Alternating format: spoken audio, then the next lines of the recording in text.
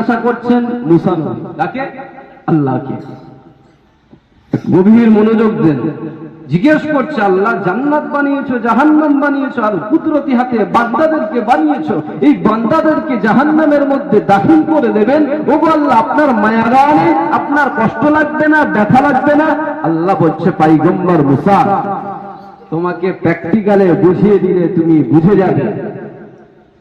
মুসা নবী বললেন, আল্লাহ আপনি যদি বুঝিয়ে দেন আমি অত্যন্ত খুশি হয়ে যাব। বলি সুবহানাল্লাহ। আল্লাহ রাব্বুল আলামিন মুসা পয়গম্বরকে বললেন, হে আমার পয়গম্বর মুসা, যাও যাও খেতে খামারে চলে যাও, আর গমের বীজ নিয়ে তুমি চাষাবাদ শুরু করে দাও। মুসা নবী আল্লাহর কথা মোতাবেক গমের বীজ নিয়ে চাষাবাদ শুরু করে দিলেন। প্রথমেই জমি খনন করলেন, জমিটারে চষলেন, নাঙল দিলেন, ভালো করে জমির মাটিটা উস্কো খুস্কো বানিয়ে নিল। বানাবার পরে মুসা আলাইহিস সালাম বীজ ছড়িয়ে দিলেন। আল্লাহর কুদরতে বীজ বপন হয়ে গেল। হয়ে যাবার পরে অঙ্কুর বেরিয়ে আসলো, মাঠ ভরা গম ভরপুর হয়ে গেল। মুসা আলাইহিস সালাম এইবারে তামাম জমিনে যত গম চাষ করেছিলেন সমস্ত গমগুলোকে তুলে নিলেন। ভালো ভালো গম যত চাষ হয়েছে তার মধ্যে থেকে ভালো ভালো গমগুলো বেছে বেছে বাছাই করে গলার মধ্যে গোডাউনে রেখে দিলেন। আর যত ওরা খড়কুটি পড়ে রয়েছে সেইগুলোকে আগুন লাগিয়ে দিয়েছে। কে? মুসা নবী। আগুন লাগিয়ে দেওয়া হয়ে গিয়েছে। রব্বুল আলামিন এবার মুসা নবীকে বলছেন, হে আমার পয়গম্বর মুসা, কিছু বছর আগে আমাকে জিজ্ঞেস করেছিল, ওগো আল্লাহ তুমি জান্নাত বানাইলা, জাহান্নাম বানাইলা, আবার কুদরতে হাত দিয়ে এই মানুষদেরকে বানাইলা, এদেরকে জাহান্নামের মধ্যে দাখিল করবেন। ওগো আল্লাহ, তোমার কি কষ্ট হবে না? তোমার কি মায়া লাগবে না? এবার আমি মুসা নবী তোমারে বলি, শোনো হে মুসা নবী আমার, তুমি কষ্ট করে রোদ বৃষ্টি ঝড় সহ্য করে মাথার ঘাম পায়ে ফেলে এই চাষাবাস করেছো, মাঠ ভরপুর হয়ে গিয়েছে গম চাষে, আর তুমি গমগুলো তুলে নিলে আর যত আগলা খড়কুটিগুলো রে জ্বালিয়ে দাও। তোমার মনে কি কষ্ট লাগে না? দয়া লাগে না? ব্যথা লাগে না? মুসা নবী এবার খামোশ হয়ে গেলেন। মুসা নবী খামোশ হয়ে গেলেন, মাথা নিচু করে বলে, ওগো আল্লাহ, কষ্ট লাগবে কেন? দয়া লাগবে কেন? মায়া লাগবে কেন? আমি তো ভালো ভালো গমগুলোকে বাছাই করে ছাঁটাই করে রেখে দিয়েছি স্পেশাল জায়গাতে, আর যত ওরা আগলা খড়কুটি রয়েছে সেগুলো জ্বালিয়ে দিলাম।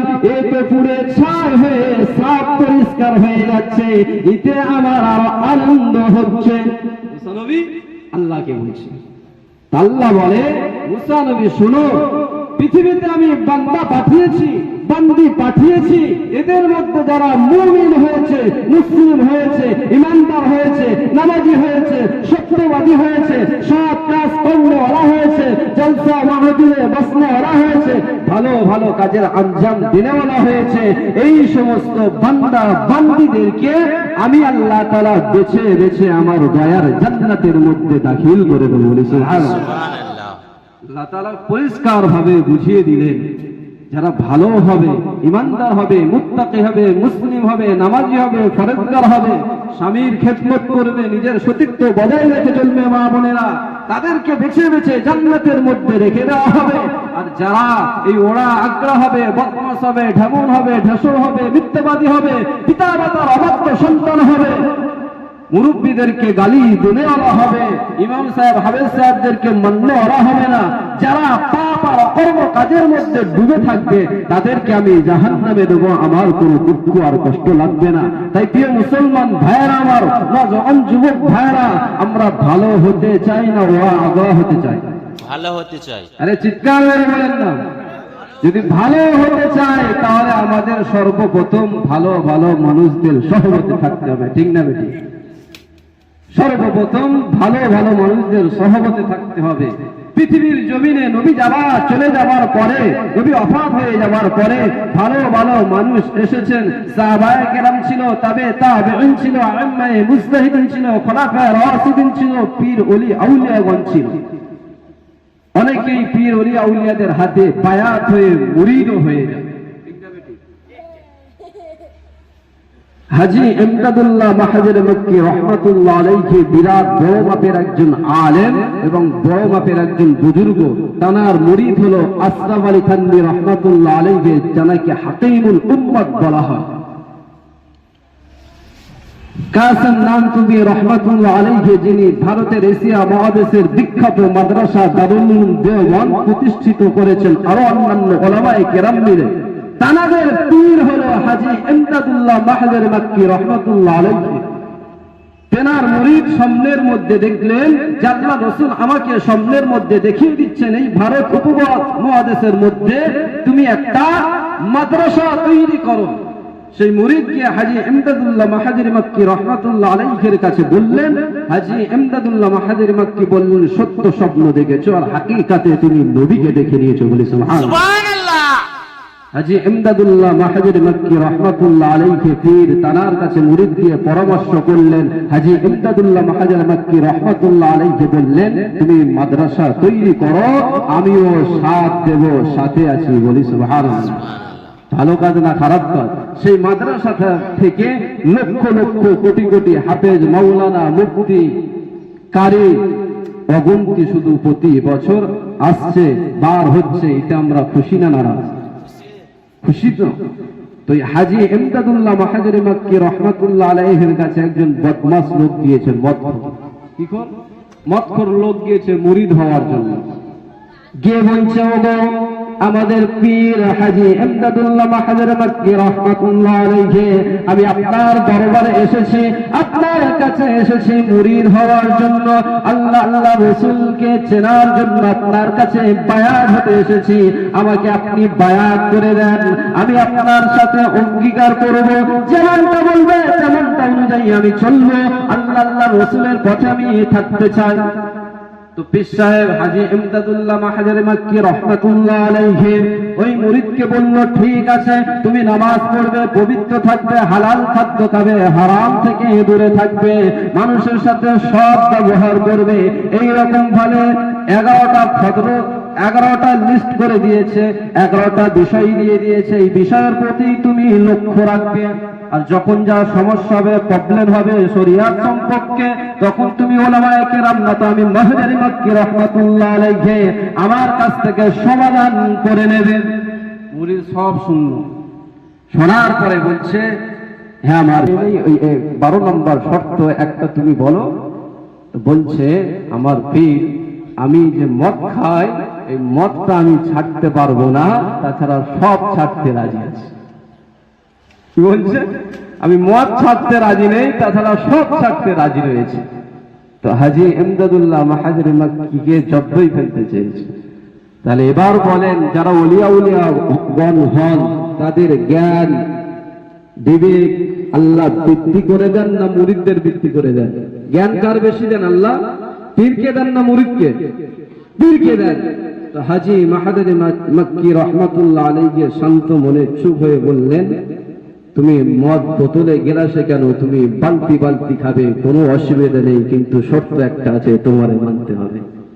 এবার মুরিদ বলছে, তাহলে কোনো প্রবলেম নেই, এক বোতল এক গ্লাসের জায়গায় বালতি খেতে বলছে, পীর মানে তো ঝাঁটা পীর নয়, ঠিক আছে আমার মনের মতো পীর।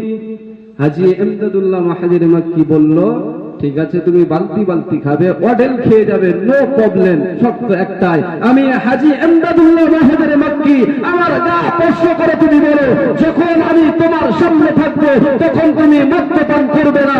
আমি যদি তোমার সামনে থাকি, তোমার পাশে থাকি, তোমার পিছনে থাকি, তোমার ডানে থাকি, বা তোমার সামনে নজরের মধ্যে আমি যদি থাকি, তুমি মদ পান করবে না। এই অঙ্গীকার আমার গায়ে হাত দিয়ে বলো, তাহলে আমি মাহাজের মক্কি রহমাতুল্লাহ আলাইহি তোমাকে মুরিদ বলে ঘোষণা করে দেবো। এবার মুরিদও কেনা করে পড়ে গিয়েছে। মুরিদ বলছে, ঠিক আছে আমি এই শর্ত মেনে নিলাম, কোনো অসুবিধা নেই।